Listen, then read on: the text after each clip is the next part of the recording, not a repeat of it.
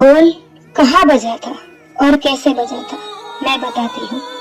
जब इमाम हुसैन अपने तूफानी घोड़े के साथ जंग के मैदान में यजीद की फौज के टुकड़े टुकड़े कर रहे थे, तब उमर बिन साद ने एक तीर चलाया जो इमाम हुसैन के दिल के आर पार हो गया, तो करबला के मैदान में सन्नाटा छा गया और खेमों के अंदर चीख पुकार होने लगी, या हुसैन या हुसैन या हुसैन। फिर एक आवाज आई और कहा गया कि इमाम हुसैन घोड़े से नीचे गिर चुके हैं। फिर उन पे जुल्म के हद पार हो गई और उनको नेज़े पे नेज़े मारे गए, तीर पे तीर मारे गए। और जब उनके शरीर मुबारक पर घोड़े दौड़ाए गए, तब एक और आवाज आई और उसके बाद एक सन्नाटा छा गया और कहा गया कि इमाम हुसैन शहीद हो गए हैं, खेमों को जलाया जाए।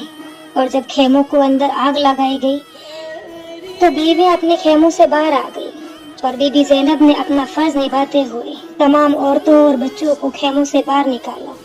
और बीबी ज़ैनब जब खेमों से बच्चों को बाहर निकाल रही थी तो उन्हें देखा कि 2 बच्चे नहीं हैं, और वो 2 बच्चों को ढूंढते ढूंढते 7वें खेमे में पहुंची।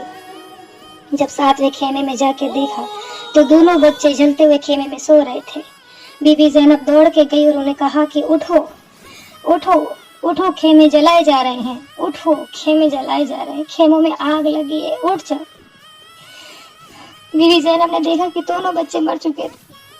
3 दिन की भूख और प्यास से दोनों बच्चे मर चुके थे। तुम कैसे ढोल बजा सकती हो? वो बच्चे भूखे और प्यास से मर चुके थे, उन पर आग का कोई असर नहीं हो रहा था। तुम कैसे ढोल बजा सकते हो? शर्म आनी चाहिए तुमको।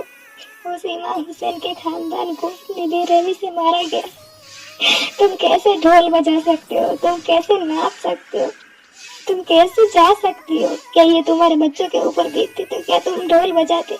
क्या ये तुम्हारे बच्चों पर बीतती तो क्या तुम सज धज के मुहर्रम के जुलूसों में शामिल होती? शर्म आनी चाहिए तुम्हें। उस इमाम की कुर्बानी को याद करो।